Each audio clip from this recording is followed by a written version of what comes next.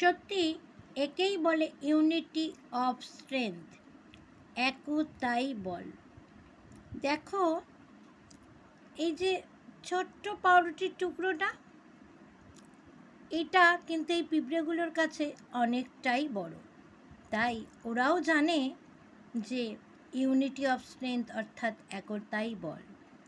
দেখো, এই যে পিঁপড়েটা দেখছো না, এই যে আবার পিছিয়ে গেল, এই পিঁপড়েটা কিন্তু অনেকক্ষণ ধরে চেষ্টা করছে রুটির টুকরোটাকে নিয়ে যাবে, কিন্তু সে একা পারছে না।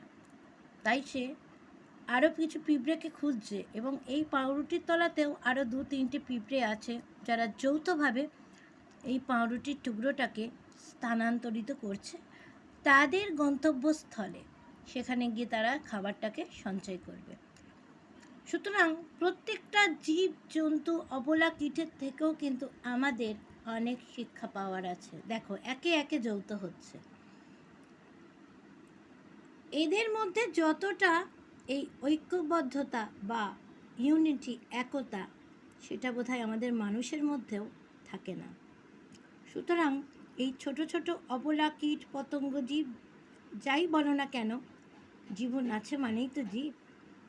এদের থেকেও আমাদের অনেক কিছু শিক্ষার আছে। দেখো, পাউরুটিটা এতক্ষণে কিন্তু এইভাবে স্পিডে ওরা নিয়ে যেতে পারছিল না। একে একে 3 থেকে 4 জন যৌথভাবে যুক্ত হয়ে কত তাড়াতাড়ি পাউরুটিটাকে নিয়ে যাচ্ছে তাদের, মানে যেখানে তারা মনে করছে এটা সুরক্ষিত থাকবে, তাদের জন্যই একদম থাকবে। দেখো, এত স্পিডে টানছে যে সেখান থেকে এখানে ফেলে দিল, আবার ওরা ঠিক টানতে টানতে নিয়ে যাবে। সুতরাং ঐক্যবদ্ধভাবে চলা, একতা, ইউনিটি, এটার কিন্তু গুরুত্ব আছে। দেখো, পাউরুটিটাকে আবারও তারা টানতে টানতে এগোচ্ছে।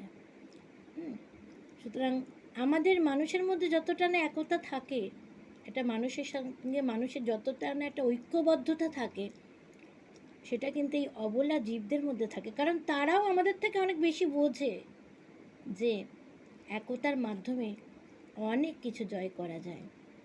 সেটাই একটা ছোট্ট ভিডিওর মাধ্যমে তোমাদের কাছে শেয়ার করলাম।